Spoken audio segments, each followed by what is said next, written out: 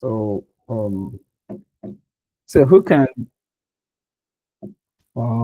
give us, who can just tell us what you understood from yesterday's class? Just raise up your hand and speak.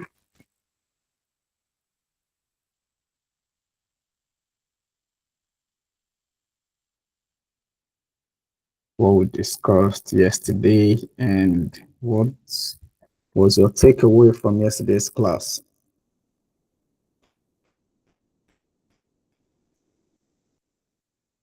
Okay. Can you guys hear me? Okay, Kapila, go ahead. Okay, good evening, everyone. We'll talk about product discovery as a process of identifying the right problem in order to solve the problem for the user. We talk about some mistakes that we should avoid, like avoiding, we should not skip research. That research is actually very important. We should not base it on our own assumptions, and we should avoid over confirming our own ideas. Just have it in mind that this is what problem people are facing. That research is actually very important in order to understand the user's pain points and their behaviors and needs. So the research can be done through survey, interview, survey and I remember survey, interview, and I've forgotten the last one. Then Okay. we talk about the importance of the process. That the first step in is problem identification. That is very important for us to identify the problem that the users are facing. Then we are going to do our market research.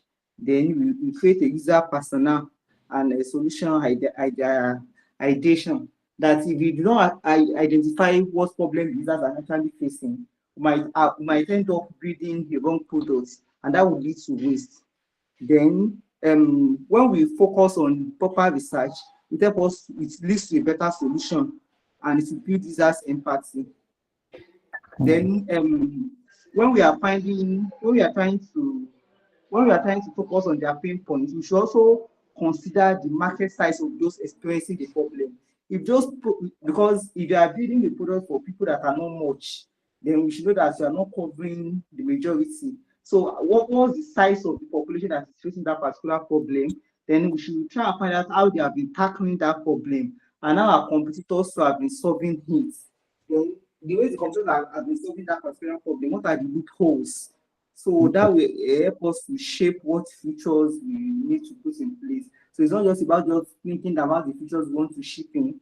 It's about understanding what actually is the proper problem, because that's what will help us to stay in market for long, not just the features that you think people will need. Other things can come on board, but solving the right problem is what will enable us to avoid waste. That's all I took from it, sir. Wow, wow, wow. I'm very much impressed. You just gave me a rundown of what was discussed yesterday. Nice one. At least satisfied you guys are following. And it's not just you repeating what was said, it's you being able to put it in your own words, showing that you understood what you learned yesterday. So, today we're going to look into the other part of what we have for this week. Then, before diving into the project management aspect of our section. So, Kafila, you can take down your hand. So, we've been able to understand and shape our how we see, how we identify, and how we address problems, and be able to know exactly that before we jump into what sort of futures or what sort of solution are we going to be building, we first need to understand what the problem actually is. And product discovery help us to structure, give us that pathways of how we can go about this, by first identifying the problems, then carrying out your research about the problems, and understanding what the users are saying, what they are feeling, what is their frustration about the problem, and being able to now propose a solution, like moving down to the solution ideation. After going through all this, you validate your data, your responses from the research, then you propose a solution before shipping out and building and validating your results, your MVP, before now building other stuffs. So that's the pathways which you're going to take when carrying out any providing any solution to a particular problem. And this process will occurs, it's not a one-time thing, it will occur throughout the life cycle of that product. So it's a repetitive process. You start when you identify, anytime you identify a problem, you go through that process. When you identify a problem and you want to solve that problem, you go through that process. As a product manager, you go through it regardless of what features you guys your team would be working on. So that process is a repetitive process which would guide you towards building and shipping out the right solutions for your team. So today we'll be looking at MVP. What does MVP means and how we can help ourselves build ship out products and lightweighted solutions to the that will meet the user's needs in the marketplace. And how do you identify what feature to ship out? Yeah, Kafilat, you raise up your hand. Please, sir, that solution ideation, I don't understand it.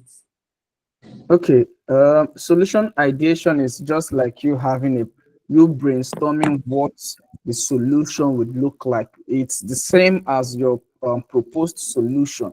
Since you've been able to identify the problem, you now understand what the problem is and the pain point of the users, and you've gotten a data to back that up.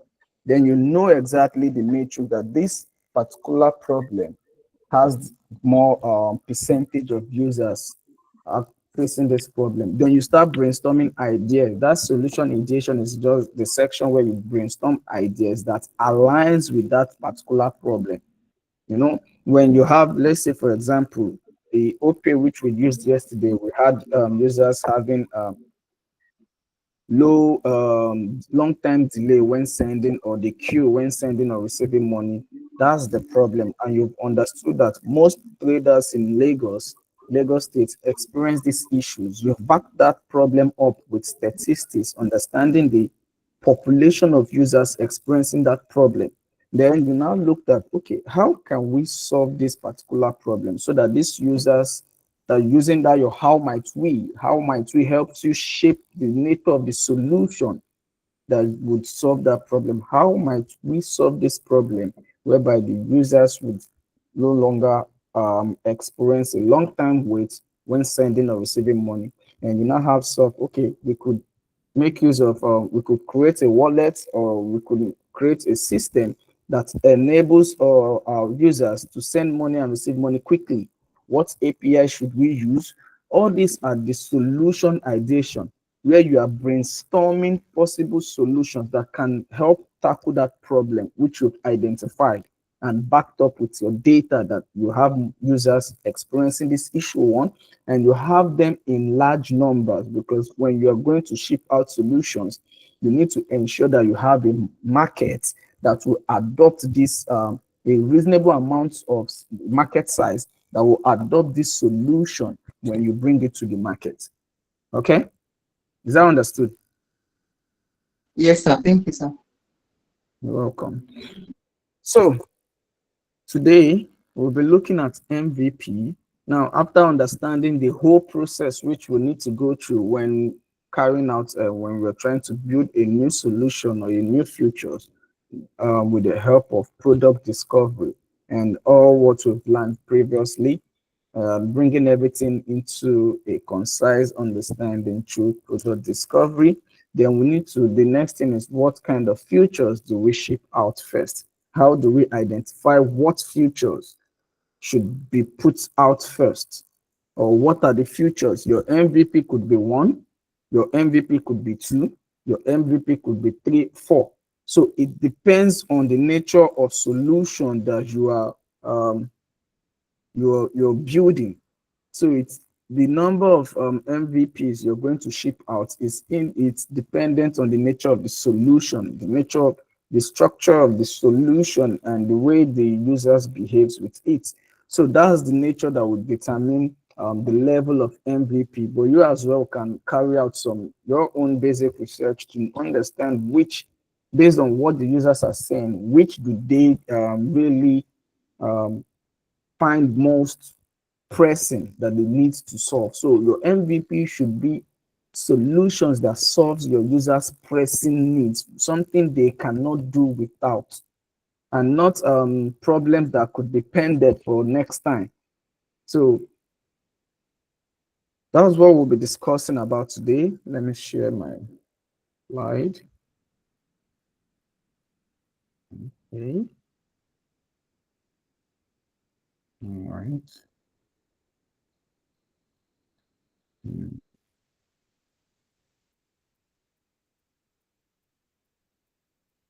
Okay.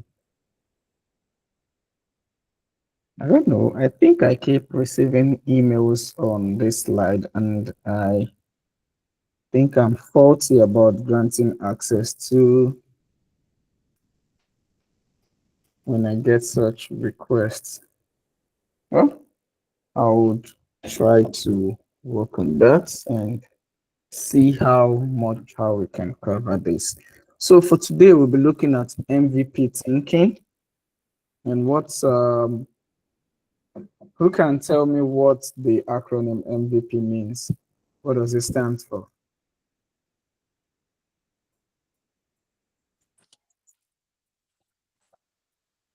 Okay, Esther. Minimum Esther, you raise up viable your hand. Yeah. yes, sir. Minimum viable products.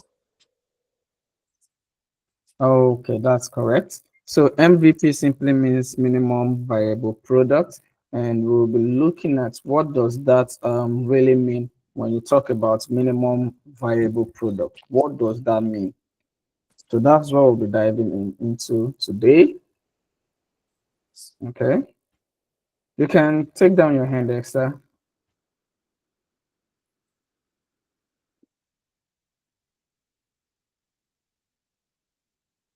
You raise up your hand, Esther.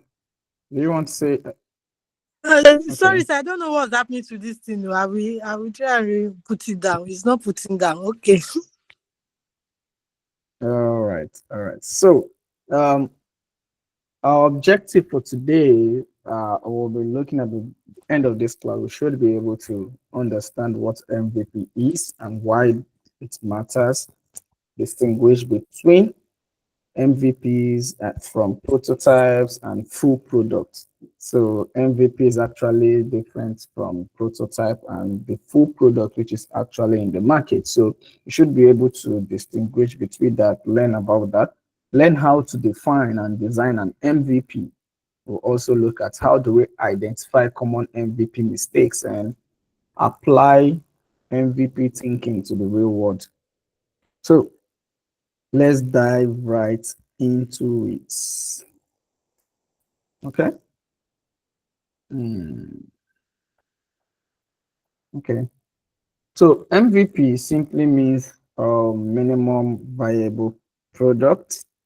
And what does that mean? That's it. It's simply the simplest version of a product that helps your users, that helps your team deliver value to users, and it also helps learn about your users' behavior and their needs. It validates their assumption and improves before full investment. So your MVP helps you provide answers to this listed items. Now your MVP should be able to deliver value to your users. That's one. If your solution is not valuable to your users, they will drop off from that solution. That's another thing you should know. Your MVP should be valuable to your users. You also use that as a learning curve to better understand your users' behavior and what their actual needs are.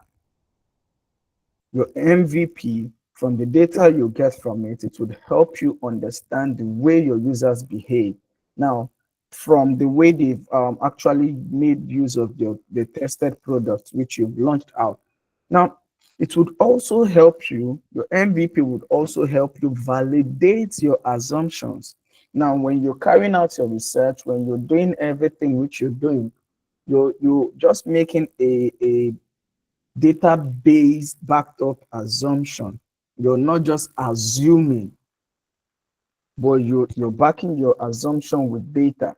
So now when you now ship out this MVP, when you ship out these certain features to your users and they make use of it, now their feedbacks or their reactions and their behaviors about how they accept, how they adopt your solution, this would help you validate your assumption if what you've assumed your users reaction to be is actually valid or not.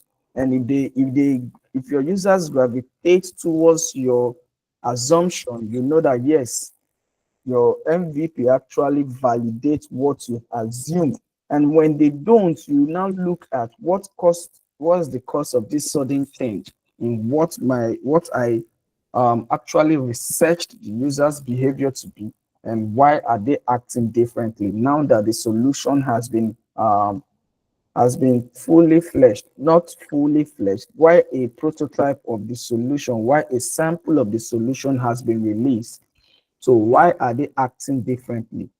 So your assumption during the whole process of your product discovery in the initial phase, trying to understand your users and being able to come up with solutions that can help meet their needs. Your MVP, the data you get once you release your MVP, helps you validate that assumption.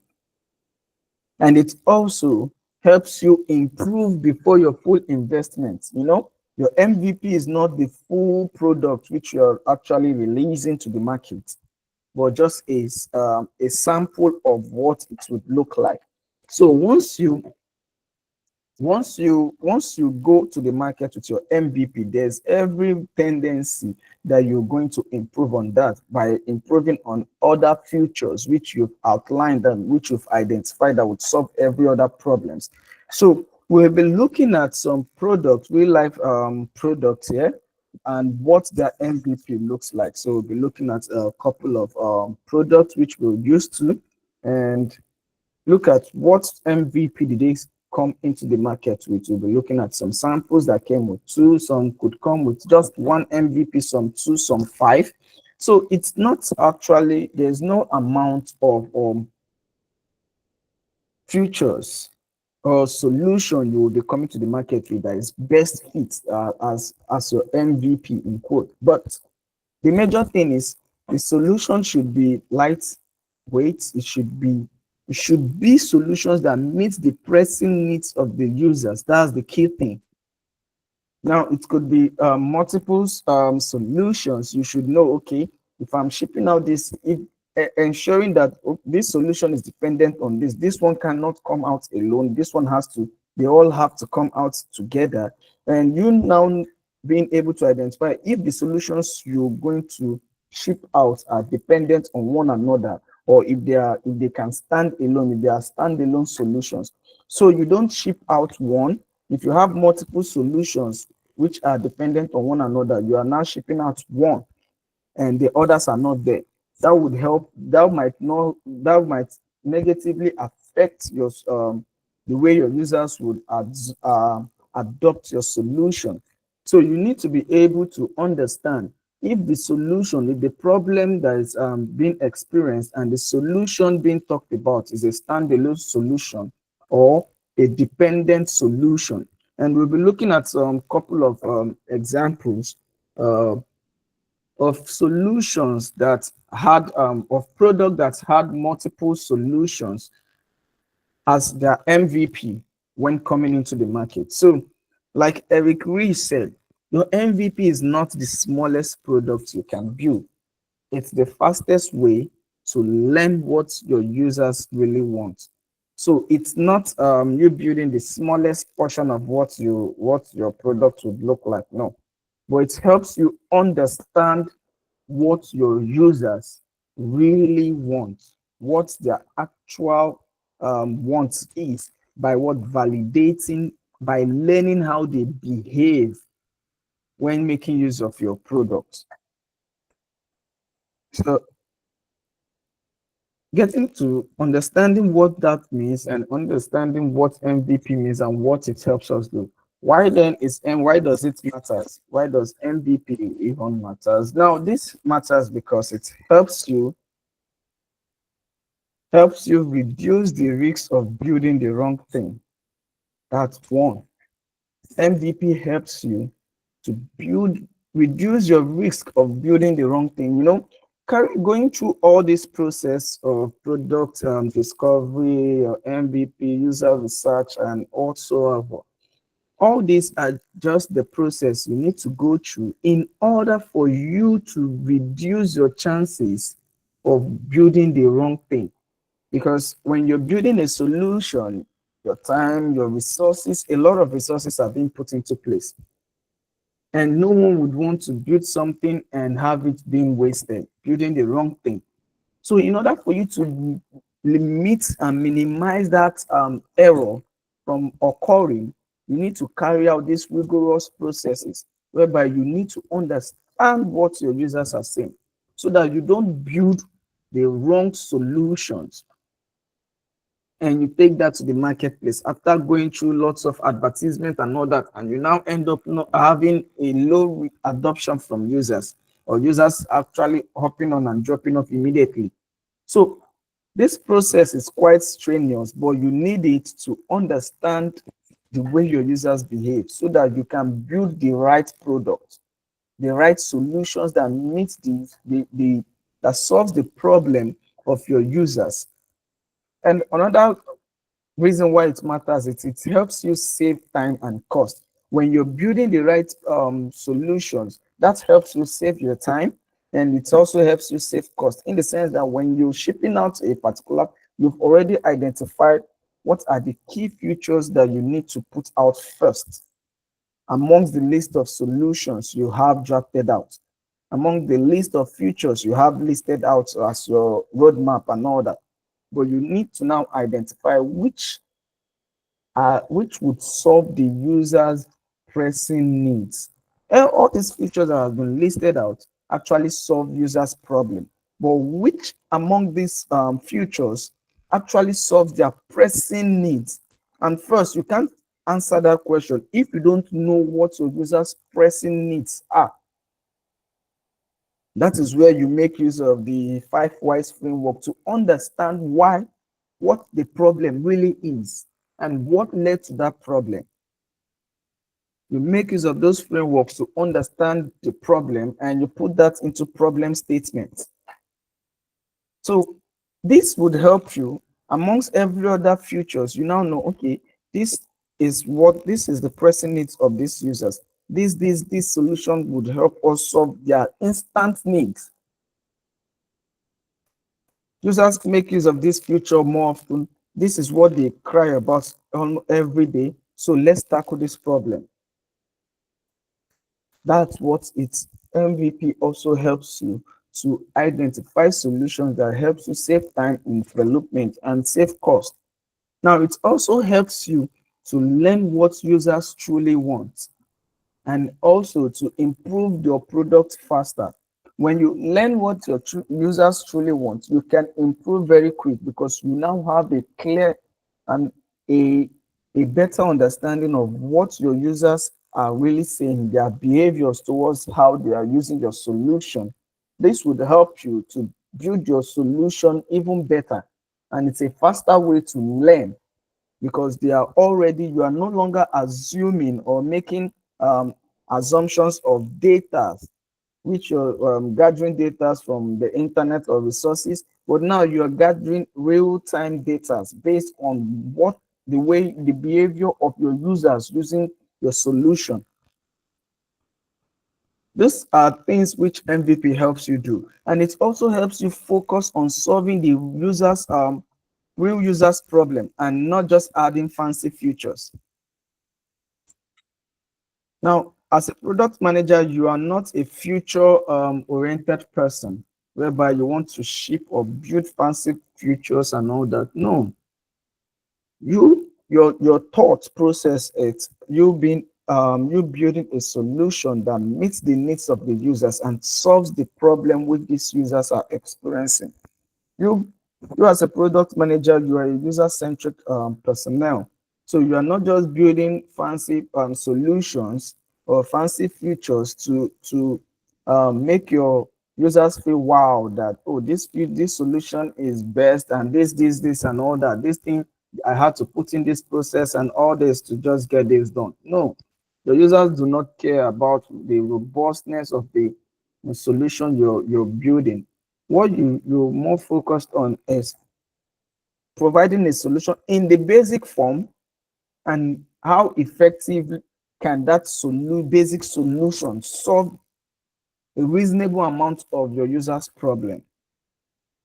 You provide a solution in the basic form, not in a complex form or a confusing way, but in a simple way that can solve your user's problem.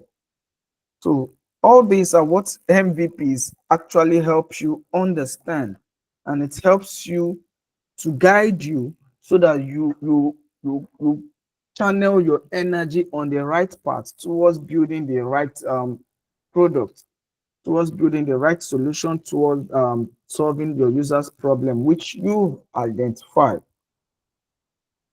Now, when you're looking at this, now what then is now the difference between an MVP, a prototype, and a full product?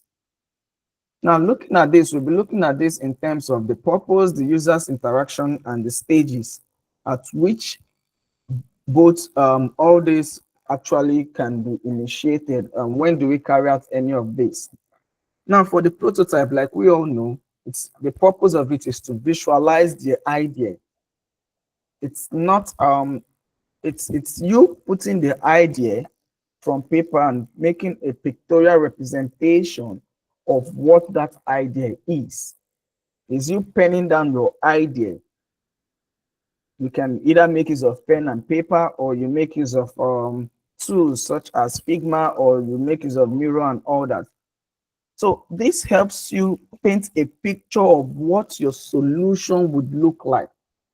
Your prototype actually helps you, gives you this visual representation of the nature of the solution, the structure of your solution.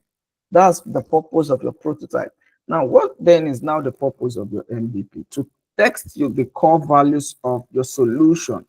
MVP helps you test the core values of the solution which you are providing to solve a certain amount of problem, user's problem. And for the full product, which is the product which you've built the entire product and you've launched and you've done everything, this helps you scale and also monetize. Like, if you remember, I would say a product that does not grow would actually die, and a product that does not produce income would die, because for you to keep growing, you have to be producing income. So you have to be monetizable. So for a solution that's all free, that solution most times will die, because how then do you manage the cost? Who would cater for the cost of the solution maintenance? So the full product, it's the purpose of it is to scale and to be monetized. Now, what about when you go to the user's interaction section? For a prototype, the interaction is limited or non-interaction. It's either it's limited or there is no interaction in that. Now, for the MVP, you have it as real users interacting with these solutions, users that are experiencing these issues.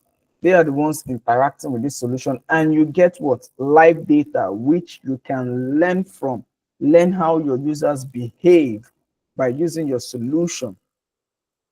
Now, for the full product, it gives you the complete experience of your user's behavior, the complete experience, because you are now fully out there in the market and you are getting data back and forth here and there from users, both the good ones and the bad ones. You learn a series of things from the users. So now, when did you make use of the prototype? When do you make use of MVP? At what stage do you initiate the full product? Now, for the prototype, it starts off at the early exploration stage, whereby you're trying to get you have the idea, you're trying to paint a picture of what the idea looks like. At that ideation phase is when you make use of the prototype. Then for the MVPs, the early launch, there's what we call the early launching stage, where you're bringing out, you've built the solutions, you've built the samples of the solutions, and you want to, it's more like you having your first launch is when you initiate the stage at which you initiate your MVP. Your MVP is the early launch. That's your first launch of that solution. And for the full product, it's at the growth stage.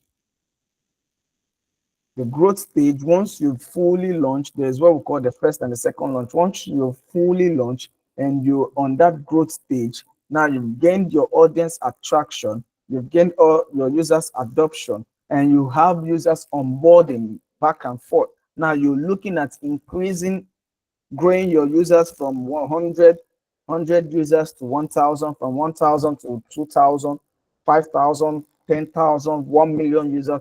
At that growth stage, that is where you apply the full product. You know that your product is fully out there to the users, and you're more focused on serving your users better, retaining your users, and increasing your users number, your market size.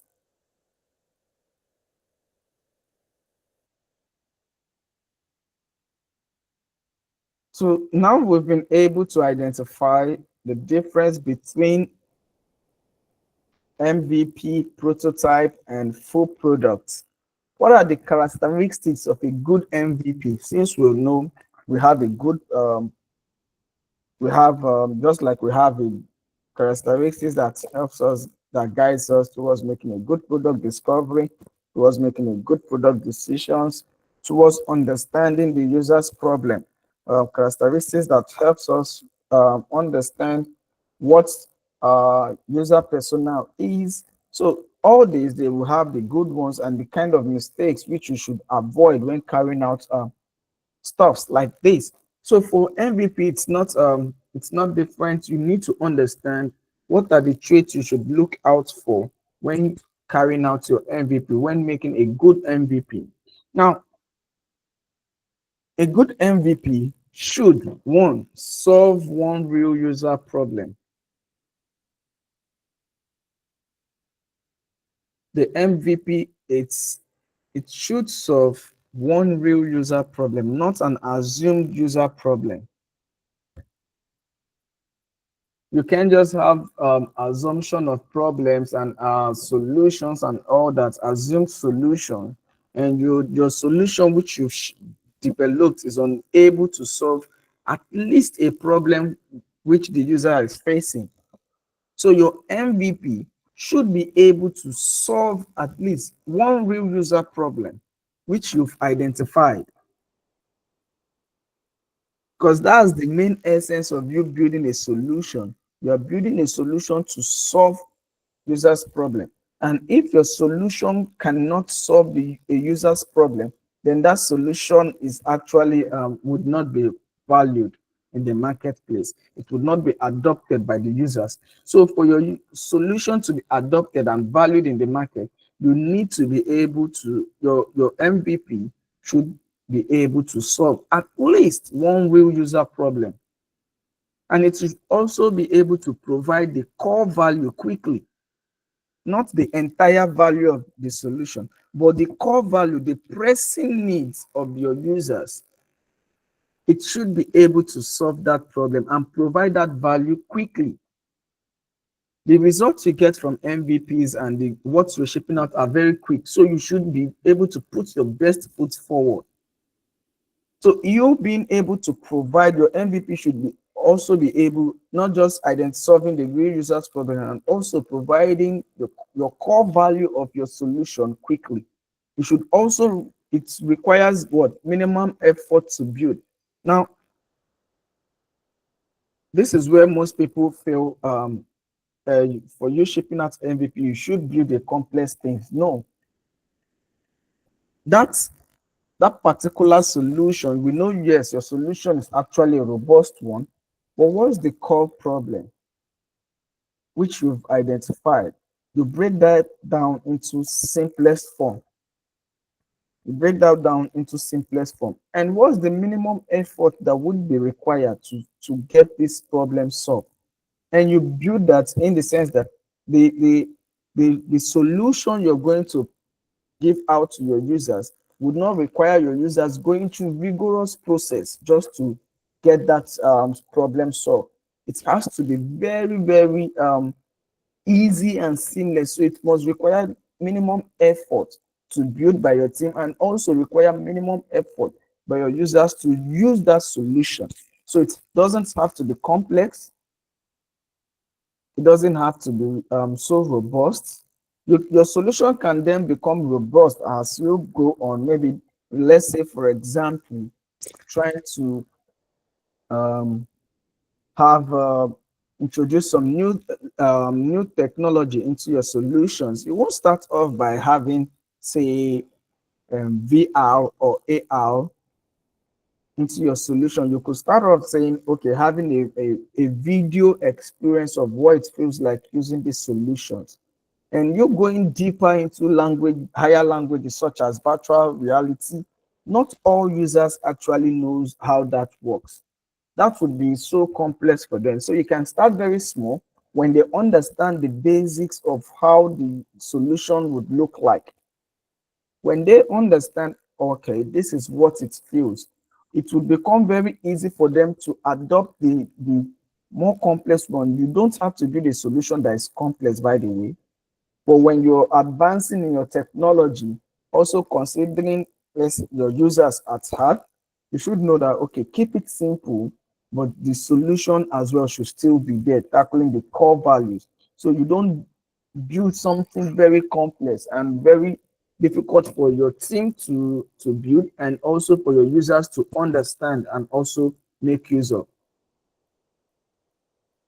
Now, your MVP, a good MVP should also allow users feedback and learning. That is one of the core reasons why function of MVP should also give rooms to you being learning how your users behave, learning the user's behavior. How do you learn that? It should also support what is called the user's feedback, getting feedbacks from your users, getting the real-time data from your users, what they like, what they don't like about this solution, how do they feel, what's their experience like. So you know exactly what they like, and you keep doing that thing. When you identify what future, there's something called A/B testing to know exactly what future, what way, which particular future, what style does the users like.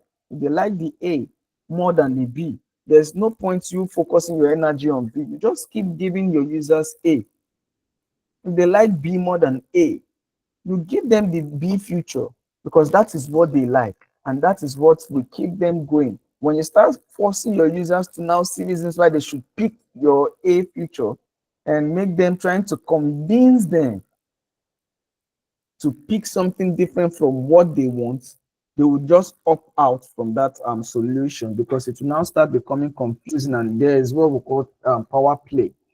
And the users will start withdrawing backwards from that solution. So your MVP should be structured in a way where you can easily get your users' feedback, and it can also help you foster learning, whereby you can learn how your users behave when they are making use of your solution and what they are actually saying when they are making use of the solution. And lastly, your MVP, a good MVP should be designed for iteration. Who can tell me what the term iteration means?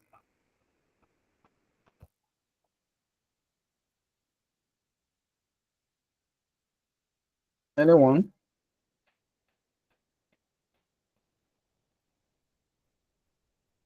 Okay, Victoria. Hi, good evening, Mr. Francis. Good Yeah, so evening. I think iteration is like change or improvement at any point of the development. So a good design should give room for change or improvement. If you see that this thing isn't working, you want to change it or you want to tweak it to another thing. So yeah, that's what I think iteration is. Yes, yes, yes. That's good. That's true. Does anyone have something else to add to that?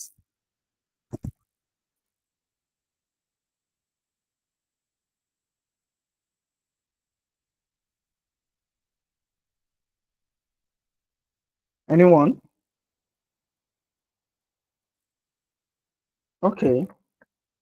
When you make mention of, just like what Victoria said, iteration helps you need to ensure that your design is very flexible, whereby you can, if something isn't working, you can easily change that, and you can easily move through that particular what you're building. It's not something that is stiff, that oh, this thing, once you've done this, you can't change it, or you can't go back towards learning what that thing is. It's something that can help you learn as you're building. So now doing this is more flexible when you're talking about agile. In agile, um, in agile project management framework, when you're talking about agile, it's something that is very repetitive. It helps you being flexible. You can do one or not do this, but one thing about this, it's a repetitive process that helps you build better version of what you've actually built before. So product, your MVP should be designed for iteration and not just a fixed process. It's not fixed. So all these characteristics, when you are designing your own MVP, you should ensure that it checks all boxes here. It should be it should solve one real problem, at least one real problem. It should provide core value quickly, and it should require minimum effort to build, and also allows users feedbacks and learning. And your MVP should be what? Iterative. So how do we define an MVP?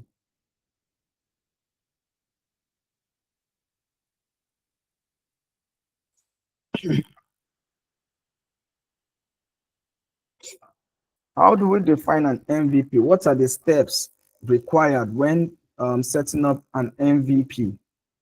Now, just like what we discussed yesterday about product discovery, how do you go about that? The first step is to identify the user's problem.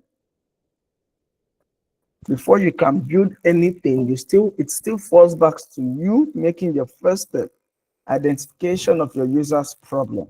You're not even talking about solving it. First is you identifying the problem. What is the user problem? What problem is this set of users experiencing? First, you should be able to start by identifying your user's problem, the problem you want to solve. Identify the user's problem, because problems are everywhere, but you should identify the ones you want to solve. And before talking, you then move down to determining the smallest feature set that solves it. Now, the smallest solution that solve that problem which you've identified. Now, it's not the biggest feature. It has to be small and lightweight. Your MVP, when you're shipping out MVP, it has to be small, it has to be light, so that it's the smallest feature. Once you ship it out, it's very easy for users to easily adopt that. You can't just bring out a complex solution or a complex feature to the market for the first time, and you expect users to accept that or adopt that. Now, that would give them this confusion on, what do I need to do here? What do I need to do here? What do I need to, oh, I'm confused here, I'm confused there. In order for you to take that confusion out from your users. You deliver the smallest feature that solve that particular problem which your users are experiencing. Then when you are able to determine the smallest feature which you will be shipping out, you should then now choose the right delivery format. Will it be an app? Will it be a web app? Will it be a mobile app? Will it be a chatbot? Will the solution be a chatbot? Will it be a manual or form? The manual process, or will it be the process at which you want to deliver that solution? You then determine what all these are determined by the way the users are solving the problem, existing problem. How are they solving it? Understanding your users' problem and what way are they solving the problem previously. Now, when you're able to choose what format, that's why I keep saying that before you can talk about developing a solution, you need to understand if the solution will be a web-based solution or a mobile-based solution. If it will not just when you think of an idea, you're not saying, I want to build an app. No. You need to understand if the solution you're going to build for the users who are experiencing this problem would be an app-based solution, or would it be a web-based solution? So you don't build a web-based solution for an app-based users, and you don't build an app-based solution for a web-based users. So all these are the identifications which you need to understand first by understanding your users and the behavior of your users when they experience this particular problem which you've identified. Now, if you've chosen the right format to deliver the solution, what then? You test with real users. Then you launch this MVP to get what's called with testing with real users, no longer an assumed data. Now you're getting users make use of your solution, and you're testing what their reaction looks like. What's their actual reaction? What are they actually saying regarding this? How are they behaving regarding this problem? And how are they reacting to your solution in solving this problem? Are they satisfied? And are they experiencing some level of dissatisfaction? What exactly leads to the dissatisfaction in this user? What exactly drives the satisfaction which these users are gaining from this solution? Is there a particular feature which they actually pleased with? Then you identify these things and you do what you better pivot this solution, understand the solution and what feature attracts your users well better. So this, when you've gotten the first step, second step, the third step, you go into testing with real users. Once you've done that, you then move into collecting the data and feedback. Data would help you learn better what your users are saying than what it will help you learn better what your users are doing than what they are saying, and help you also understand the structure of your users more, the behavior of your users, and how you can better serve your users more effectively. Then when you've collected the data and feedback, you reiterate and pivot. Now you go back again, you start looking at what worked well, what didn't work well, things you can tweak a little bit, things that work well, you take note of that. You look at things that didn't work well. Is it something that is subject to change? Can you change that and have it work better? Can you add a little thing in this, or can you take off some features or whatsoever to ensure that this solution meets the needs of your users? If you take all these steps, this would help guide you towards defining your MVP and what is required of you when creating an MVP that helps meet the needs of the users. Now, what framework? There is a framework that would help you prioritize on what features to put out there for your users. And I believe we've talked about, I've made mention of this framework, RISE framework. I think that was during week one. Yes, where I mentioned rice, I mentioned Canon, and I mentioned Moscow. Yeah. So what exactly is the rice framework? What does it do? The rice framework helps you to prioritize your MVP features. Now you have a list of features. You have a list of features you want to ship out, solving different problems which you've identified for your users. Now the next question would be, now I have a list of solutions that can solve various problems which I have identified that my users are going through. Which one do I put out there first? That is another problem. Which solution do I put out there that would get these users into this solution, into these products very quick? That's the next thing you start looking at, which you start juggling among solutions, and there's no room for you to start testing all your features once. No. So you need to carry out a further in-depth understanding, a further research of which solution you need to put out there first. And that's what the RISE framework helps you to do. The RISE is just an acronym for reach, impact, confidence, and effort. Now, what does that mean? How many users will this solution affect? Will this future affect? That is the reach. How many users will this future affect? You take note of that. What is the impact? How much impact will this future help the users? How much will it help the users? The impact of this future, this particular future which you've listed, what would be the impact of this feature on your users?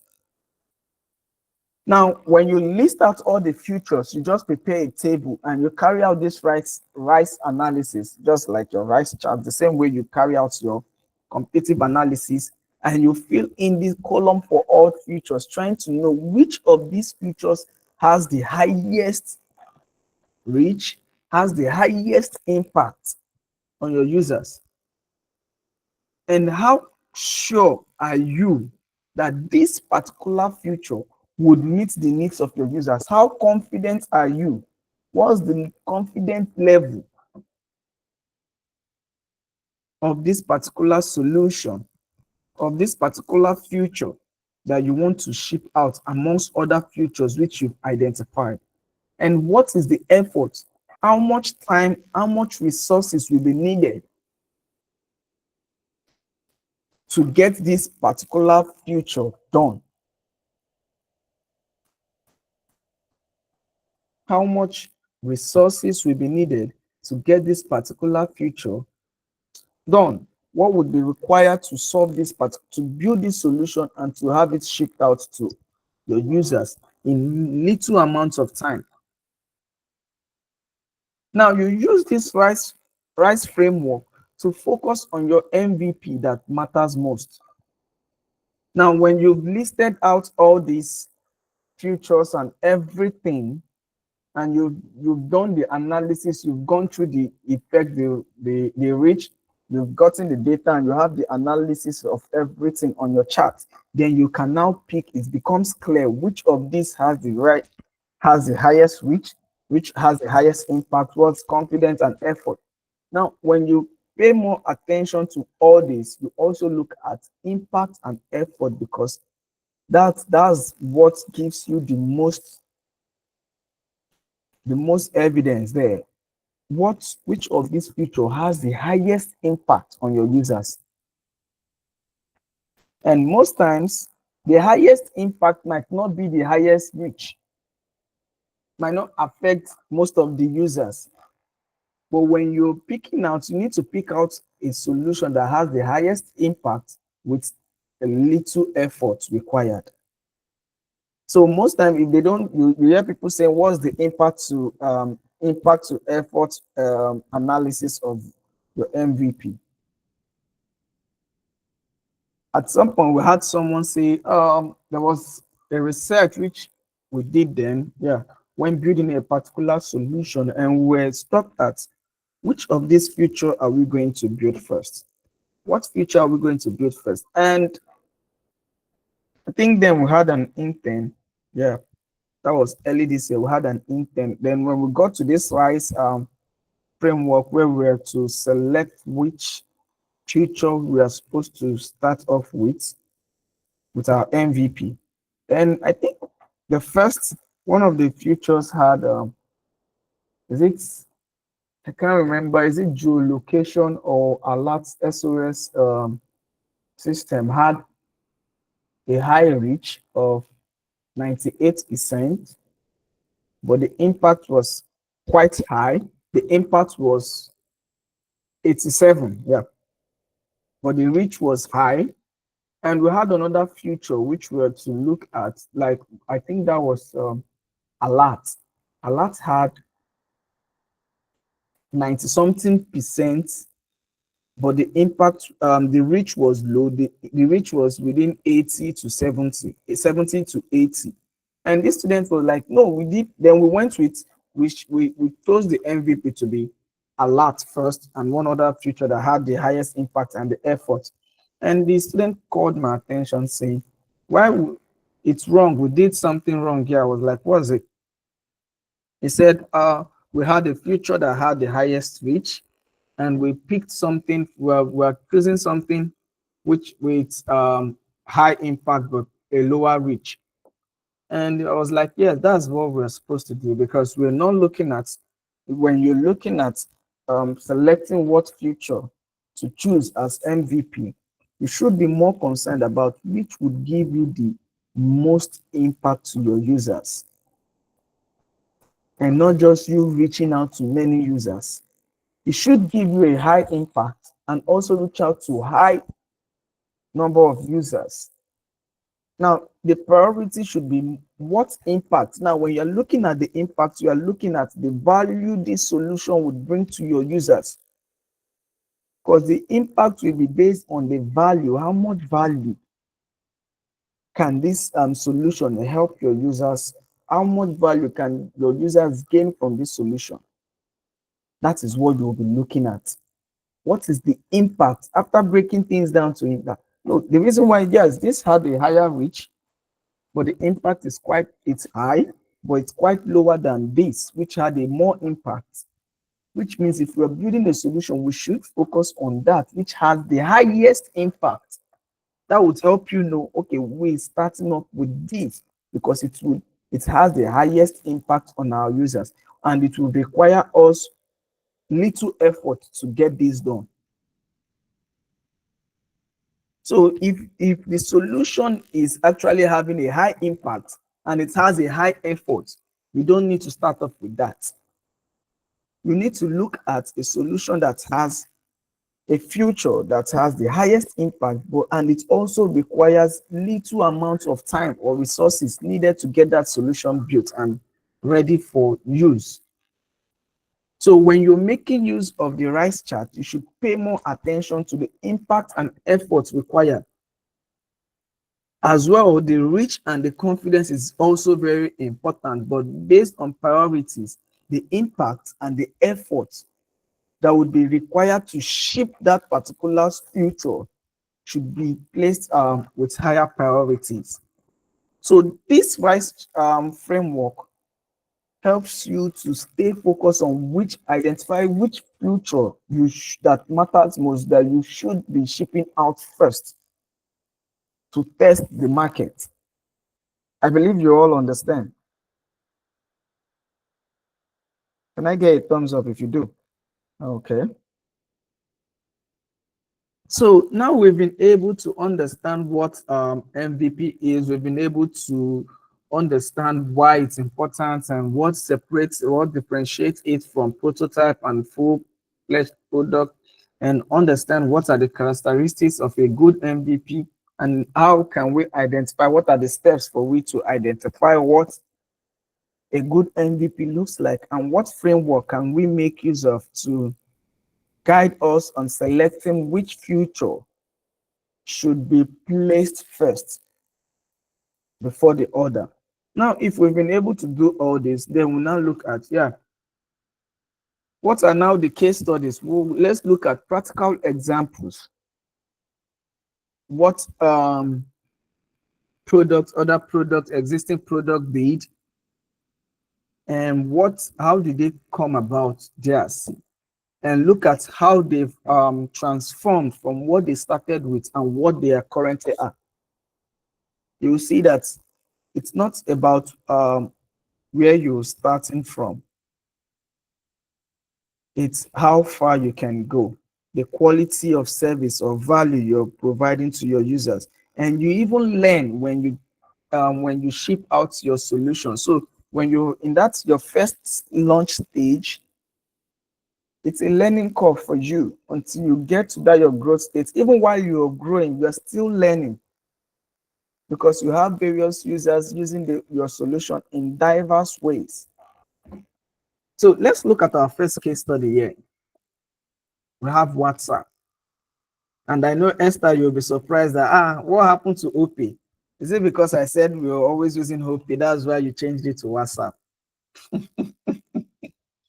So let's look at our first case study here. It's WhatsApp. Now, there was a problem. WhatsApp identified a problem that people wanted a simple way to let their friends and family know what they were up to.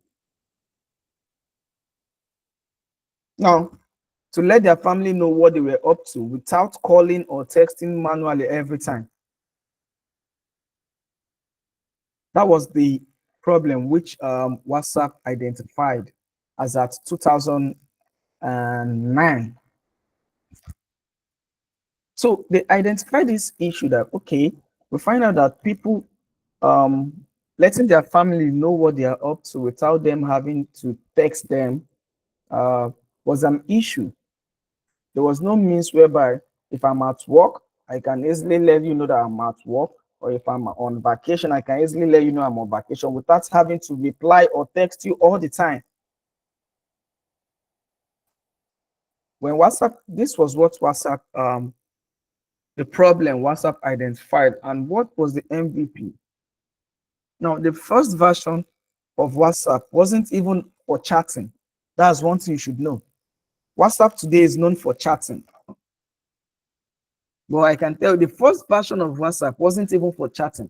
What it was all about is that feature, which most of us don't even use again anymore. So, the feature that says online, offline, busy, on vacation, and some other things like that. That was what WhatsApp was all about. That was what WhatsApp came into play with. How many of us still use that particular feature? I'm busy, in a meeting. Yes, in a meeting, I can't pick calls, or I'll call you back something in how many minutes time, something like that. How many of us still use those features? But I can bet you, I can tell you today that when they talk about WhatsApp, one thing that comes to your mind is it's a chatting app. But that wasn't what WhatsApp came into the market with. It came into the market with status updates.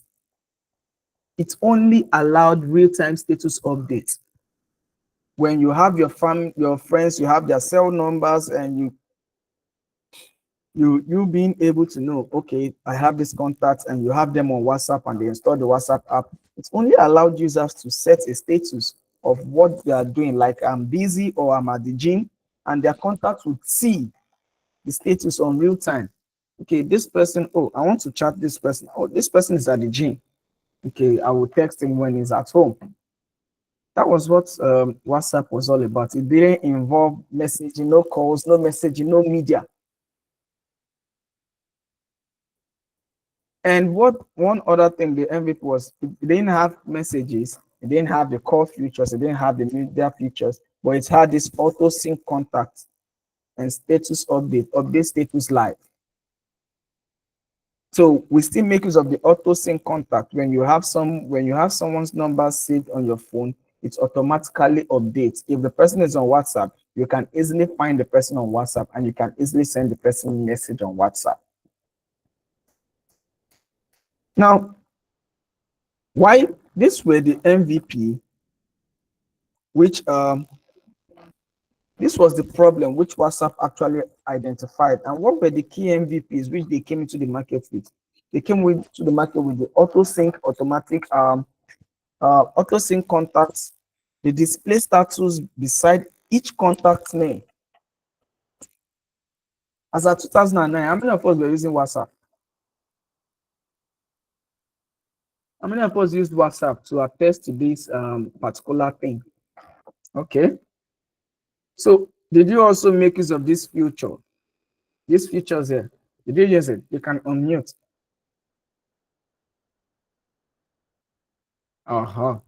So, okay.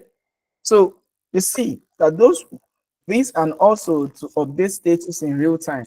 I think then what happened, we had to go. I think that was the same year to go came into place to go. But what happened to go now? To go is no longer in vogue. To go came in with the status updates and all that, and it also had this features, chatting features. But what's happened?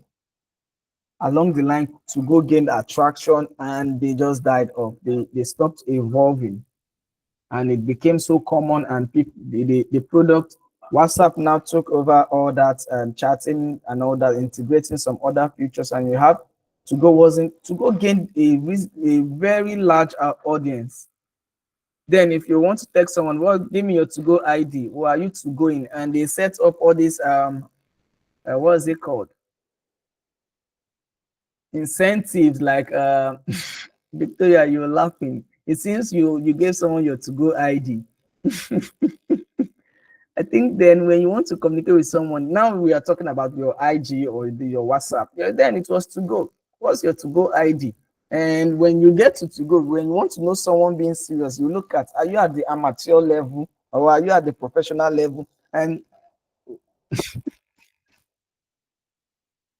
then you have I didn't really use that so much. I don't know the levels then, but I know then back then, lots of my friends were so freaked about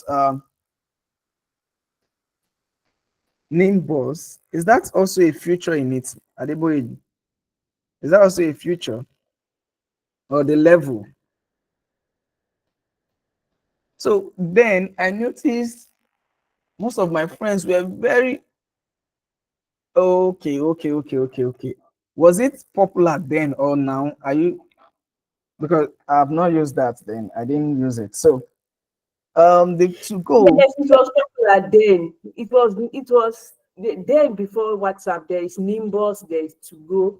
Nimbus was synchronizing contact too, but when WhatsApp came, WhatsApp was just popping up. If you have messages on To Go or Nimbus, if you did not go to the app, you can't see it. But when WhatsApp started messaging, so WhatsApp messages start popping up. So everybody was going for WhatsApp because your message will pop up immediately.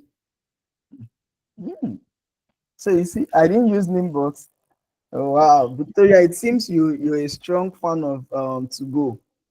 Eh? You used To Go very well, right? What was your level before you stopped using? Not that. I'm surprised about our observation. I think I was at the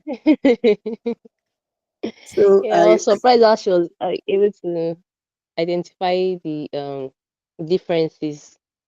Adeboye Joy is a Yes, tech savvy. actually, She because I used a did lot not of like tips. WhatsApp there because WhatsApp was just popping up. If you are doing something on your phone, WhatsApp message will just pop up. If you did not read it, will be making noise seriously. So I was like, this thing is annoying. So I intentionally deleted the app. Then I remembered. It was later when it gained its popularity, people started using it. That's when I went back to WhatsApp. You see? So now for them, bringing up that pop-up feature which you just talked about, they identify that users don't, a reasonable amount of users, when they get notification, they don't get this instant notification of what messages they got from their inbox or To Go and all that. To Go actually allowed you to chat and all that stuff, but you have to go to the app before you can see your message. Sometimes someone would send you a message and that requires your urgent response, and because there was no feature that supports instant notification and all that. You don't get the real status updates of what's going on. And when you go back to respond to that after maybe the message has stayed hours and some even takes days. So that these are the things which they looked at, and they also ship that in. That's the update status live. So when you get an instant update, you get notified immediately. So at first you felt it was a problem to you then, because it was a kind of cutting in across what you were doing, but it was the problem which they identified. Maybe then they did it in a more, it wasn't touched or the way it is now and all that. So you see, well, for those who used to go, I'm not even sure I got up to, I don't even know what level. I think maybe level 3. I don't know what level is that. I think I'm just a few. Is it professional? Yeah. I had to now get on that trend too, where, and then you had to now start, you're logging on to go and you leave your account active so that it will grow overnight. And you, ay, Jesus Christ of Nazareth. Jesus. Looking back now at all these things, you just see how things have evolved. So you see, good products come on board. If they don't evolve, they don't update themselves, they die off. So when you're shipping out your product, you need to also learn. It's also your learning curve. Now, what did WhatsApp? It solved a small problem and real users need. And what was the feedback? The feedback now led to adding chat, then evolving into a full messaging solution. Like I said, WhatsApp wasn't a messaging product. It was just a status update product. But the feedback they got from their users, the learning, the responses which they got from their users help them now, from their user suggestions and all that, help them now look into adding the future of messaging into it. And now that they've added that with other features, they now have become a full messaging app, which we're using today. Around the world, you can, when you talk of the top communication chat app, the first thing is WhatsApp. WhatsApp. Everywhere you go, it's WhatsApp. So now it's solved real and small users' problem, giving updates without calling or texting. It was lightweight. That's the WhatsApp MVP. It was lightweight, fast, and easy to use. Users started changing their status frequently. This showed a strong engagement in signals. That's what they got from the reactions they got in from shipping out their MVP. Now, these feedbacks which they got from their users now help them inspire WhatsApp to pivot and add messaging in the next version of it. Then when you started updating, you start seeing new features, which they are still doing till today in order to stay relevant in the market. And any day WhatsApp stops evolving, there would definitely be another product that would drive their customers. They almost lost their users to Telegram when Telegram came up. But they had to now include the features which Telegram was actually using to drag their users away in order to keep their users tied into the loop. So what was the result they got? From a simple tool, from a simple status tool, it evolved into the world's most popular messaging app.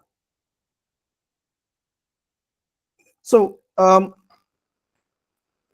one thing you should understand, this is what MVP helps you to do.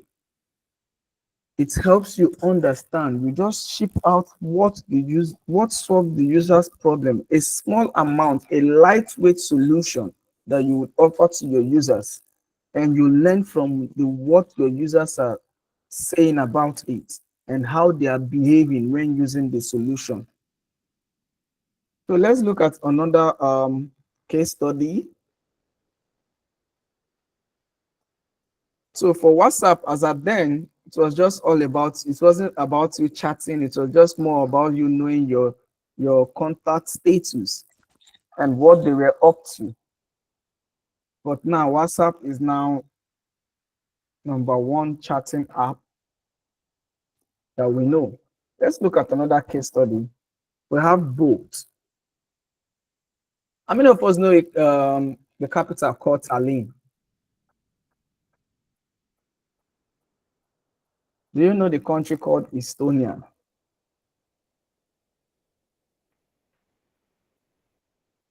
Okay. Estonia is one of the countries in one of the Schengen countries.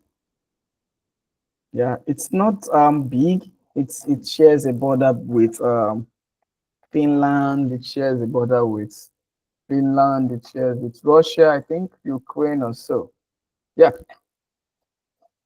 Estonia is a small country, but this country, what they are known for is they are known for their level of technology. Estonia, one thing they know Estonia, it's something, the level of tech in that country is very massive. And they are the first country that conducted their first election online. So anything about Estonia is just tech. What they want to do, they want to solve all the, there is not, if you have issues now, medical issues, you don't need to start going to the hospital. You can, from the comfort of your home, you can build, just put your inputs and all that. I don't know how they do those things. But then there was I think that was some months ago when I was doing some research on Estonia and all that. There are lots of wonderful things about this particular country, their tech service, And this is where both came into play. This was where it was founded. Now, what was the problem which they identified? For both, people needed a faster and more affordable way to move around the city without relying on expensive traditional taxis. The problem they identified was the need for faster, cheaper city transport. That was the problem which was identified by the founders of Bolt. And what was the approach? What was their initial MVP? Now, at first, Bolt wasn't called Bolt; it was called Taxify. Then they evolved from Taxify to Bolt. So it's not always what you started with. There's always room for learning. That's why when you get your MVP stage, is your learning curve.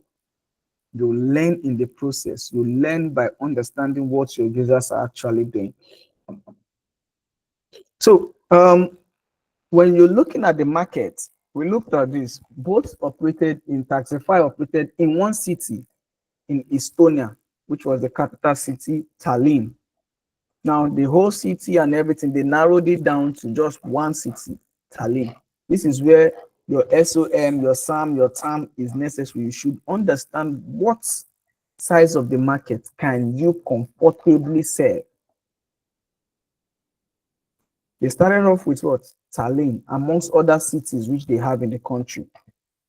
They looked at what's the nature of the users. Where do we have users onboarding on this? They did a lot of research while settling for Tallinn.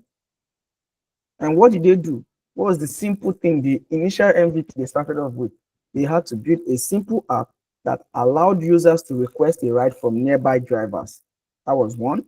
And another MVP which they looked at was focused only on ride hailing in a single city. They were focused only on ride hailing in a single city. They built a simple app that allowed what? Users to request for ride from nearby drivers, and there was no what? It was a cash payment only.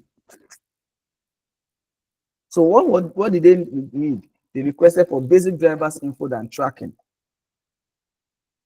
Users could request for rides. These simple things. Now, if you look at their initial MVP, they had what? 1, 2, 3. Users could request for rides using the app. the basic driver's info and cash only payment. So it wasn't something that you have to pay. Real-time tracking and location of the driver, and real-time tracking of the drivers as well. The driver's basic info, real-time tracking of the rides. So this is something that when they started off, it didn't involve payments gateways. So when you book the ride, you drop off, you pay. You book the ride, you drop off, you pay. So along the line, I think along the line, what happened was they were now finding it difficult on how to monetize such system. Because how do you get paid if for users making use of your app, the drivers making use of your app, how do you get your own percentage from such services? That was a problem. Because at the end of the day, a driver could make use of it and go 10 trips in a day and tell you that, oh, I only did 3. And this is the amount which I made from those 3 rides. So there was no proper tracking of how the payment method of this boat of taxifiers are then. But they started off with these features. These 4 features, they came in: basic driving info and tracking, the request ride, you can view your driver's infos, the real-time location and tracking, and manual payments, which is the cash payment. So these were the key, the 4 MVPs that both came, Taxify came into the market with. So what result did they get? A positive, they proved that users wanted an app-based transport system, a solution whereby they can book their ride from the comfort of their home and know exactly where the ride would come and take the ride, which was convenient for them and less expensive. So these features, these MVPs, which were shipped out first. Now, if you look at boats today, they offer more than tons of things different from what they are doing now. Now, now in both, now you have features like you can pay in the app, you can track what and all that. So you see, MVP, it's all about you starting with the light stuff and you grow from there. What result did both get? Positive users feedback proved people were willing to use mobile app for transport. That was one. And this gave both confidence to expand to new cities, add digital payment, drivers rating, food delivery, and even electricity buy. So you see, this was the success which they added up, just like WhatsApp that we have now. WhatsApp, from status updates, WhatsApp now has the business WhatsApp. WhatsApp now has where you chatting, you chats and stuff like that as well. The success which they amount to now, and what they started off with, and what they are currently at. For both now, they later added digital payments. We have both deliveries, food deliveries, and e-bikes. All these are advancements which they've built from where they started from. So understanding that your MVP is your learning curve and what you're starting off with can also be improved. You can improve what you're starting off with and do better and add up other features which would help you, even features you did not even recognize while in the planning phase. When you start gaining attraction, when you start getting users' feedbacks, you start seeing things and you start seeing what users are saying. And I believe back then, when they are making the cash payment, they had users say, we have issues making payments and all this chat, and that could pose long-time delay. Stuff like that. And then I look, oh, what if we could add what? A digital payment plan? Pathways whereby our users, once you just pay the payment through us, you pay to your, you have a boat account, you add your cash, the driver as well. When you make payments, we take readings of everything, the amount you're going to pay, you pay instantly. The driver confirms it on the boat app, you go. So you don't have to start waiting and saying, I have this change, give me my change is not complete, this and that. Or that as well, your solution, which you've shipped out, your MVP, would also give rise to another problem. That's one. And that problem, you can utilize that problem to solve that thing. You apply the product discovery process again to solve that new problem, and that new problem will give you also develop another problem. And as you're solving the problems, you are now advancing, you're learning more based on what users are saying. You are now learning new ways to get things done. So let's look at another case study, Chowdeck. We have Chowdeck. Now, what did Chowdeck do? In Nigeria, they identified that people in Nigeria Nigerians wanted fast and reliable way to order food online, especially local meals. But there were existing options then when Chowdeck came into play, but existing solutions were what? Very either expensive, delayed, or not optimized for logistics in cities, various cities across Nigeria. That was the problem which they identified. Nigerians lacked reliable food delivery options. Now, what MVP did Chowdeck come about? The initial MVP they came up with is what? They had to look at, they focused on serving just one city, which was this. You then see the reason why where I said, okay, your SAM, your TAM, your SOM, you then see all this playing in reality here from this case studies which we've been looking at. Now, Chowdeck actually focused on serving only one city with limited number of restaurants.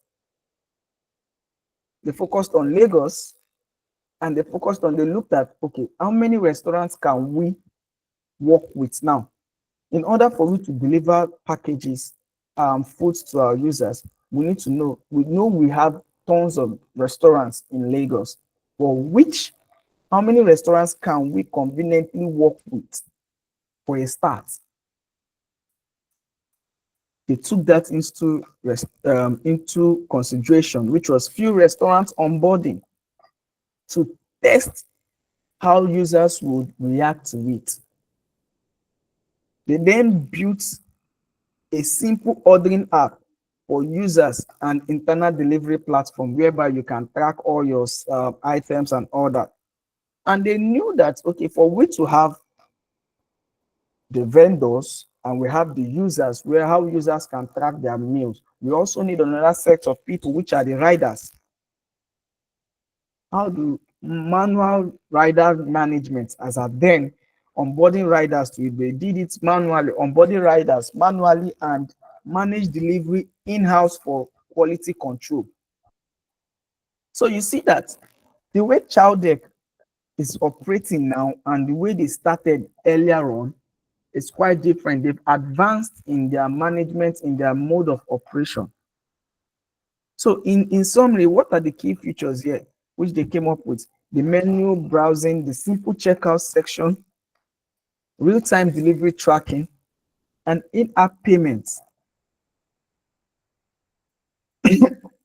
So you see that what they actually got, the result they actually got from, they showed a strong demand for such thing, which was one thing they identified. And they now, Chowdeck, the success which Chowdeck now, not just Lagos, they've now expanded into various cities. That is their success. And also they've added logistics and vendor tools. Now you see that they've grown from just a city in Lagos and few restaurants. Now they have series of restaurants on their platform, series of vendors on their platform. They have various promotion tools as well. These are the success which they've gotten from just starting off with the key MVP they came out with. Are you all getting what I'm saying? So the major thing is you identifying your problem and identifying what are the pressing needs. Now, they would have carried out the frameworks to understand what features to implement on their solution before coming up with these 4 features, which are the serve-only Lagos and all that, and manual ride management and few restaurants onboarding and rider simple delivery and tracking features.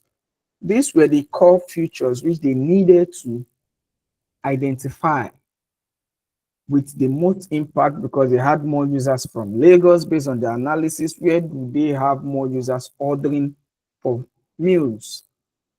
Lagos State. And they looked at which restaurants had most major ordering statistics, and they would just work with those major ones first, because that's where users, when they want to order meal, they know where to go. Let's say, for example, it was Mr. Biggs, it was Kilimanjaro, it was all this. When they want to order meal, they go to Mr. Biggs, and when you tell them to bring it, it's maybe before it gets to your office, it is already deformed. And maybe they want to start, they start partnering with all these top restaurants, Mr. Biggs, Chicken Republic, which users already know. So when they go on their app, they look at, oh, so we can even order meat from Chicken Republic here. That's good. They process their purchase and they start using what the users they get what the users want. So let's look at one more case study, the OP. So we have OP.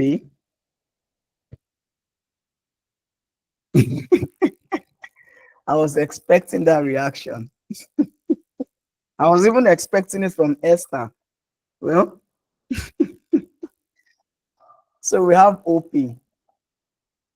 So what problem did OP identify? Long queue, failed bank apps, USSD issues in Nigeria. Like many Nigerians, especially small business owners and market users, faced long queues, unreliable bank apps, and lack easy way to make payments or buy airtime. When OP came into existence in 2018 to 2019, yeah. Did I use OP then? I don't think so. Okay, as at then I was making use of CUDA. Yeah, then. So when they came into existence, they identified this problem. Adeboyejo, what is it? I never knew Oppo was that long ago. That was like, OP are now old dogs now. OP are old dogs. I So. actually knew about the fintech. They are this in 2023. That was when they were now doing more publicity, expanding into larger markets. So you might have not known about them then because they were targeting a certain amount of market, a little market size. I knew their O-Ride, O-Food then, but this OPay, I don't know anything about it until 2023, where there is cashless policy.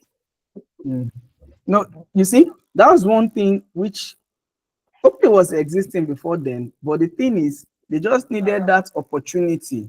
And if you note, Amazon, the same thing happened to Amazon. What made Amazon scale out is just like the adage says, it's better for you to have an opportunity, to be prepared for an opportunity and not have it, than for you to have an opportunity and you are not prepared for it. So luck is when preparedness meets opportunity. Amazon, when there was no means of making purchase or anything online, everybody was locked due to the COVID-19 and all that, you can't move and all that. We developed a system that whereby you can order and you have your goods delivered to you, and without breaking the COVID-19 rule, you could just have one user, one driver delivering these items to various users' doorstep, and they pick up their items, and that was how Amazon started, and it grew from there. Same thing with OPay. During the cashless, OPay was in existence before then, but during the cashless policy whereby there was no cash, there was nothing, and you needed to make transfer, you needed to make payments from items you've gotten. that posed an opportunity. They were in the market, but they saw that as an opportunity to expand. Most persons knew about it. Even I myself, I knew about doing the cashless policy when there was no access to cash, and I looked at, oh, what means how will I have money in my traditional bank and I can't make use of it? And there were rules. Traditional bank will tell you in a day you cannot withdraw more than 5,000, and maybe you need to make something of 10,000 or more than that. So you are limited to the amount of cash you can actually use. And they came into the market. They were already in the market, and what did they do? They were gaining their little wins from little market size, and they saw this major problem, and they decided to expand on it. Since we're already using this our mobile wallet, we can have our users integrate this, and they came into the market, they utilized the opportunity, and they are where they are today. When you talk of mobile banking, the first product that comes to your mind is OPay. Why? Because they utilized the opportunity they had then. So what was the what MVP did they came up with as at 2018, 2019? OPay launched in Nigeria only with the basic utility features, targeting a mass market user. So they were not actually for everyone. That was why we knew not everyone knew about it until 2023. And they focused on airtime top-ups, bill payments, mobile wallets where you can send and receive, and agent. More little of this agent cash. This later came up. I think agent came up later on. But when they started off more with the airtime top-up, bill payments, mobile wallet, and this simple UI for low-end phones. No, then we didn't have this smartphones that we had then. We had then, as at then, we have more of the Symbians and the BlackBerry. BlackBerry, was this still in vogue as at 2018? No, yeah, I don't think so. Q10 and all these Android phones. Then, so they had to build a simple UI designs that could accommodate those devices. And what did they actually do? Why these features? Because this helped use daily. These were the features which the problem which Nigerians were facing on a daily basis. On a daily basis, you purchase airtime. On a daily basis, you make payment. On a daily basis, you make these bills and all that. So these services were used daily by Nigerians and had high pain points, such as the queues, the bank failure. This on a daily basis, it happens. The USSD charges and all that. It happens on a daily basis. It might not happen to you, but it might happen to someone else. So they identify these issues and they notice that solving this problem, solving them, providing instant value to users, solving this daily problem, provide instant value to users, especially those in undeserved areas. So you see, they were focused on daily financial pain points of their users. And these pain points are all into the airtime, bill payments, mobile wallet, sending and receiving money. These were all they were looking at. And in order for them to build an effective interface, they had to make their interface very simple and low end, very simple for anyone to use. Now, the success of OPay has grew into Alright, Ofu, and we all have the Q payment or banking features. Very soon, OPay might now become a traditional bank. I think that's the angle where they are heading towards becoming a traditional bank. That's something they are looking towards to. So you see, whereby you can now walk in to their various centers to make your complaints, or you have OPay now operating like your normal bank, UBA and all that. So I believe that's the angle at which they are heading towards. So what insight do you get from this? So OPay didn't try to break banks from day one, no? It's focused on daily financial pain points, which the users are experiencing on a daily basis. And it end what? Towards solving those problems, daily problems, to end users' trust before expanding. So from these case studies, you'll find out that MVP plays a very important role in your product success. And you do not have, you don't neglect that. You don't start big, you start with little light problems in order to get these solutions shipped out to your users. So in summary of what we've been learning so far, we understand that MVP is a learning first mindset. You learn first before expanding. It's a good MVP helps you solve one key user problem with minimal effort. And you use this to validate your ideas and not to impress your stakeholders. Lastly, you start small, stay lean, listen to your users, and reiterate fast.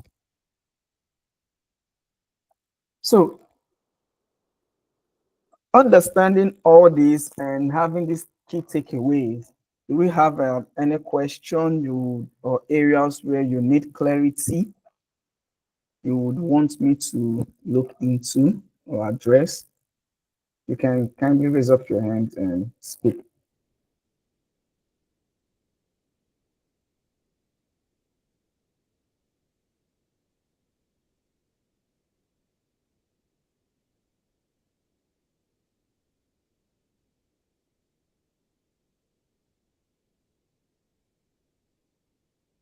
Any question?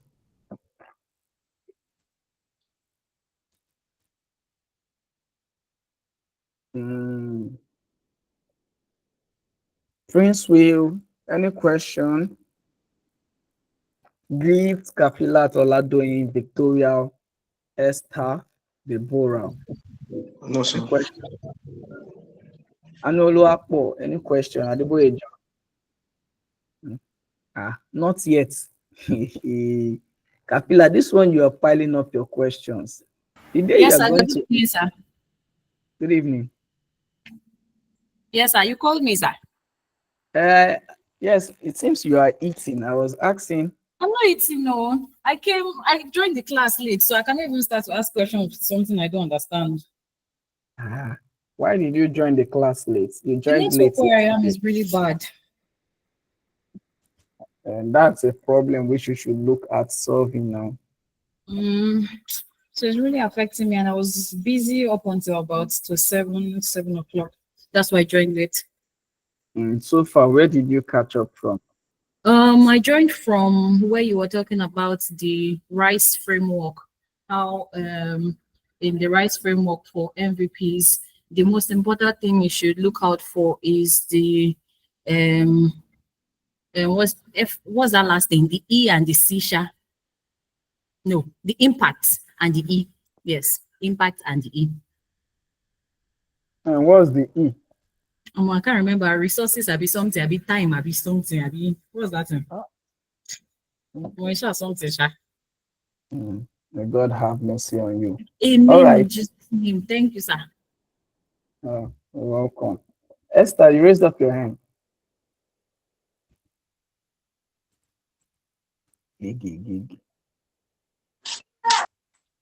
Yes, sir. So I wanted to ask that, is there a way to calculate the rice framework? Is there You a said formula? what? Is there a formula, or how do we calculate the rice framework? The framework. There's no formula for that. You just do your analysis. It's just you making your research towards knowing what your users actually want. What's how the reach which you can get towards that. And all this, there are no set rules towards formulas and all that. You can make your own research and you look at, someone might tell you you can calculate this there and you get this. And what if you try that in your own solution and it doesn't work? It's just you understanding the nature of the solution you want to offer and how you intend going about it. Okay.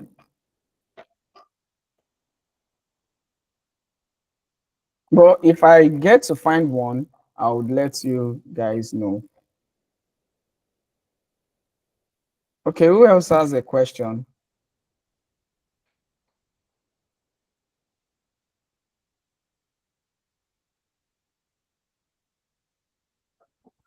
Who has a question? Deborah.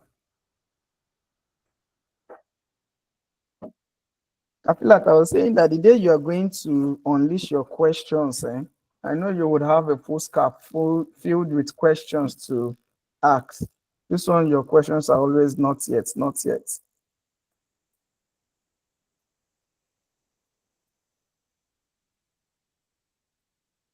Ola doing. What about you? Sir, good evening, sir. I've not been at home, so I'm a bit distracted. I went somewhere. I even joined late, sir. Are you So I serious? have to like listen to it all over to get it. Àwọn aráyọ̀ ti wà lọ́dọ̀ àwọn ọmọ mi náà. Okay. Okay. Yes, sir. Okay. All right. Yes, sir.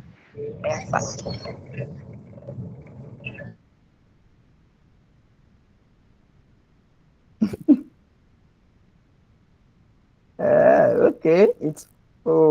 I get to Kafila. So it's when you have assignments, you start wondering about all this. So regarding assignments, yeah, assignments for your assignments for week 7. Let me explain that now. Now, first, you're going to choose an existing product idea, maybe an existing product, or you identify the problem. And you are not going to make use of any of these case studies I've used. Though. If you use OP, if you use Chowdeck, if you use Bolt, you are gone. If you use WhatsApp, that's automatic 0. So when you identify this, you just think of something you use product. There are tons of products you use every day, even on your device, your app. You have more than 10 or 20 apps on your phone, and those apps actually solve certain problems. So when you choose one, then you define the MVP, an MVP version of that solution, describing the core features, who is it for, and how it would work. Now for that solution, how did they do it? Just the same way I did my case studies. Yeah. Let me go back to the solution. Let me see. Yeah.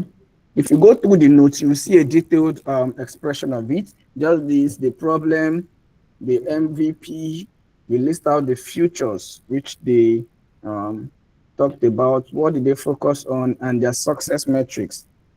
And you explain while it's and yes, and the success which they've the success metrics of that solution. So what I want you to do is just these case studies, you're going to replicate yours and identify a problem, same way I did for Chowdeck. This is a problem, Nigerian lag this, blah blah blah, and the Chowdeck MVP, you list out the MVP which they started off with. And one thing is, if you give me rubbish, I'm going to verify it. I'm going to verify all your MVP. If you list out what they are doing currently and it doesn't align with what they started off with, that's a problem. And you can also see for both is the MVP, one city and all that, users request right, the basic features which they started off with are the things you should which they started off with as their MVP. Things you should look into, and you identify that. Then same way I structured out this assignment, you're going to also structure out the case study. You're going to structure out yours too, so that it covers up for the key MVP, the initial MVP which they came up with and all that, the key MVP features, and the results which they got. So for Chowdeck, you start off by stating from the notes in the document, you would see how I structured it. The problem, the approach, that is the initial MVP, what's the key MVP that they started with, and the results, what was the end result which they got. And you will do that for your identified product. And the notes for yesterday's class, I forgot to let you guys know it's been updated. While the technical team have get the video uploaded, you can read through the notes. It also gives you insight of what's actually being discussed in the class. So you don't have excuse. There are various means which you can learn from what has been taught. If not the notes, you use the class. If not the slides, you use the lecture notes, or you use the videos. So you have various multiple means of staying informed.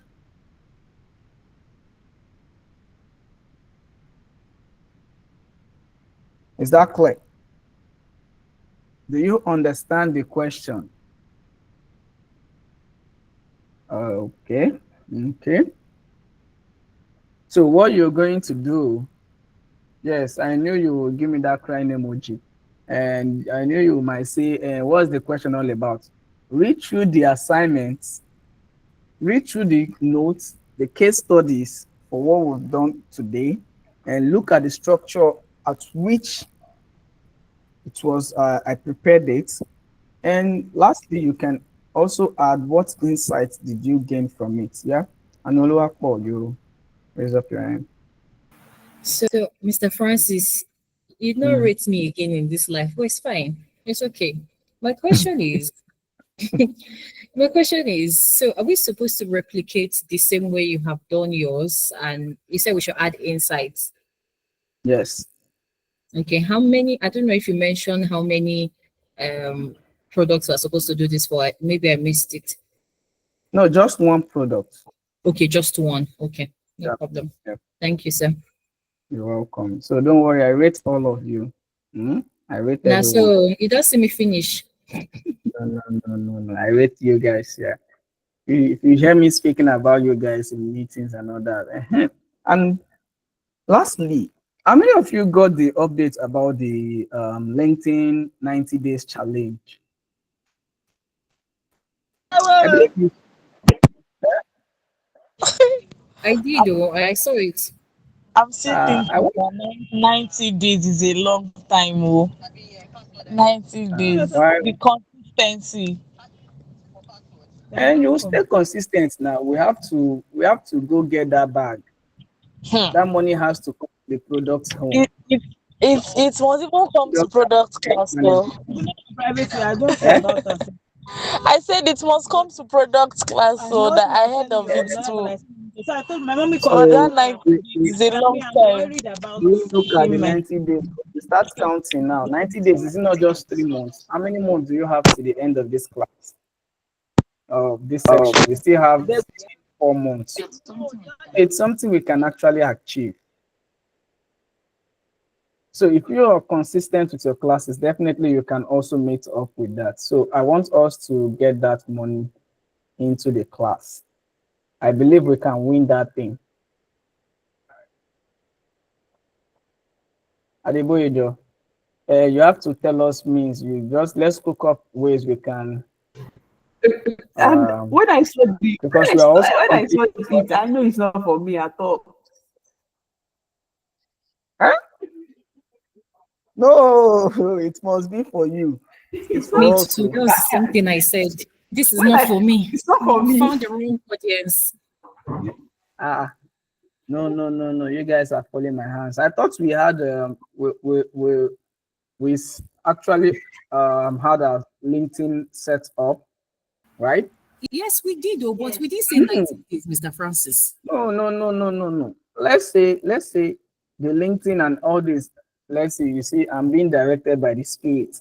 So we talked about setting up LinkedIn and optimizing our LinkedIn. Now we have a stronger means why we should have our LinkedIn optimized. If we can have our LinkedIn optimized for 90 days, whereby we are posting content every day, what we've learned from the class or for the week, before you know what your LinkedIn before the end of the challenge, your LinkedIn will be fully optimized and you start seeing positive changes in it. So let's leave the thing is first, leave the 90 days. Don't talk about the 90 days. Let's see it as a 30 days challenge. Let's face 1 month. Then once we are done with month 1, then we'll know that we have 2 more months to go. So you break it gradually. Then you break it from 1 month, you do it down to 1 day. So the thing is, at least we've learned something. What you're going to do is, maybe if you're talking about one particular topic, you don't put all that into a content. You could be talking about product life cycle, and you have stage 1, stage 2, stage 3. So you can just spread the whole stages into 7 stages. That means we've covered up for 1 week. You will now go. I'm giving you guys secret too. I need us to win this money. So anybody that wins this thing, I also have my 30%. So I have my 30%. Wait, nobody is saying anything. Can you hear me? I said my own percentage. Now you guys went mute. And Sir, I want to ask, is it 30% from the money or 30% from the school? No, 30% from the money. Okay, even God collect 10 now. No, I'm not God now. I can't take God's percentage now. Anybody that shall win, shall share for us here. Thanks and God bless. Bye. The person is going to be you. Can't you win? What's stopping you from winning? Mr. Francis, it cannot be me. 90 days. How? No, now. Do you know how many days you've stayed here? Hey, it never reached 90 days now. Yeah, the 90 days you will just be counting -1. Oh, it's different. You have to be posting on something every day. It just builds consistency. Esther. Let me finish this course first. No. How do you do your 30 days challenge? On TikTok now, if they are dropping 30 days challenge now for all these girls that are shaking Mr. their Francis, bum, have I told you how many social media platforms I am on? on TikTok. I don't even have Instagram. You now want me to be doing LinkedIn? No, I don't have that kind of thing. Esther, you raised up your hand. Okay, so I feel that 90 days is much, right? Even if it is 30, we can still work around that, but 90 days, no, is too much for me. Yeah, if it is 30, me, I can work with 30, right? It's just for me to have a schedule, like a calendar, then come up with ideas and all that. But 90 days, no, it's not visible for me. I don't know about others, but not visible for me, right? Okay, you see the whole thing about 30 or 90. We have 90 days divided by 3, we have 30 days, right? So since we can achieve 30 days comfortably, right? That's 1. So let's start off with our first 30 days. Let's achieve that first 30 days. Then we'll now increase our momentum to go into the next 30 days. So we don't see it as 90, let's see it one after the other. Okay, Adeboyejo. So let's break it down to 30-30, our MVP. Key features. Let's start off with our first feature, 30 days, then the next 30 days. Okay? Okay, Adeboyejo.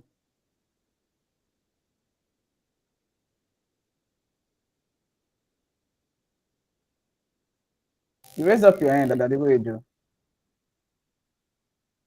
Yes, it was Esther that said she can achieve 30 days. I never said I can, sir.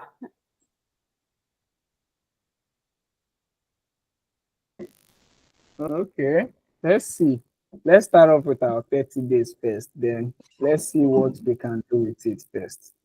I'm sorry, sister. That hour, is it you and Esther or All of us. Why are you saying Esther? Because you're the one that said 30 days. Me, Yes, I'm no, I'm going to get it done. Like, let's get 30 days done first. Let's get 30 Mr. days. Francis, let's start with 3 days. now Okay. be that 3 days. God bless you. Yes, we are doing. We are For doing me, things. thing. Yes, Okay. Mr. Francis, let's do Wednesday, Friday, Saturday as we're doing our classes Saturday. first. Can you imagine what you are saying? We can But start it's off with true. 1 week. Okay, it's chill. We can start off with 1 week. We've learned so much that we can spread across 2 months. Just your first month and second month. And I dropped something which you can just do. You can just simply use what you've done, what you understood from a particular section. You don't need to write a full epistle. Now, this would also help you build discipline. Those of us that are saying we lack the discipline to see through an action till the end. There is no way you will do this and you will not be disciplined to see through taxes till the end, and you are procrastinating.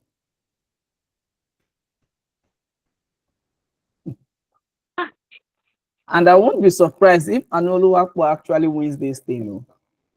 I won't be surprised. So So Francis, you should be surprised if we they tell you that I win this kind of thing. You should tell them that never, I cannot be the I know that I know. Tell them that it's not the one you know. I I don't trust even you have, if guys. not for this course, I'll not even be on WhatsApp. Please, I don't have strength. Don't worry. I know you guys have strength. Let's just do it one step at a time. Let's take it as 1 day walk. Maybe on each day we can just talk about, we can just define what product management is. Tomorrow we'll talk about what project management is, and we'll just tag the necessary bodies involved. Okay, gifts. Okay, yeah, gifts. Sir, me, I want to ask you, since you and Esther, you are agreeing to do this thing, shall you be reviewing for Esther? I did Reviewing not how? agree. Normally, I I post didn't like agree 2 with or 3 anybody. times Oh. in a week on No, now, LinkedIn. like if she finish with I beg. Eh? if she finish her post now, maybe if she finish the post, she drop the post, like is she sending to you to review? No, nobody is sending me anything to review. Please, you just Oh, send God. your. Oh, so if you don't review it, how are we winning the thing? You will win. I will guide you through, so I will know when you If, post. I know you are posting. please stop dragging me. Stop dragging me. I didn't. I beg. I didn't see Esther, you get anything. momentum. Oh, no do this kind thing. No do this kind. You don't finish 30 days now. The spirit is still willing. Don't mind No, her. She's disguising. I've been seeing her post on LinkedIn though. Don't mind her. She's disguising a lot. Mr. Francis, I have a suggestion, right? Okay, what's the So suggestion? Esther and you can be curating content for us that we'll be posting. How do you see that? No, you create content yourself. What happens to your notes? Okay, good night I then. I would prepare the notes for you. From your notes, you can create content. What we've done so far, you can create content that will serve you for 2 months.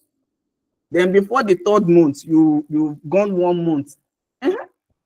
You have enough content to create. What you just need, you could just put, this is one thing you understood from, let's say, product management. This is just a little write-up about it. And come, let me even now tell you something you can easily do. You list out the topics which you have, which you've learned, and you put it into ChatGPT. Please create 90 days short content for me. Each day you just go, you copy what you've written there, you go and paste it, and you tag the necessary bodies involved. That's all. I'm giving you guys shortcuts now. You are still here, you are still complaining. Can you imagine? Hello, Esther. See Yes, me now. they You should are come and say learn. hello. Anybody that wants to know how to write content, come for masterclass with Esther. How to write Go and meet Esther. You go and meet Esther for master class. That's good. So the whole thing is solved. So we have someone who would guide you through content, and you also look at, since you're following each other, you can see the structure of the content being posted. So you can just look at it and you post. Once you get the content, I could as well post one content on just a short. Make use of ChatGPT to draft out content for you that you want to embark on a 30 days challenge, and you want it to draft out content for maybe your first topic, what we've done for week 1. Okay, you use that to draft out content for how many days. You just do that. It will prepare content for you based on what you've learned, because the content is not an arbitrary things you do. is what you've been taught in class. That's what I'm saying. Use what will denote to prepare your content and what you understood from the class. Just add your own little English to it. Oh, I got this, and you tag the necessary body. That's all. This is very easy. We can do this. Okay. All right. See you guys next week. And I'm looking towards the 90 days and having someone win that thing, because that 30% is very vital. All right.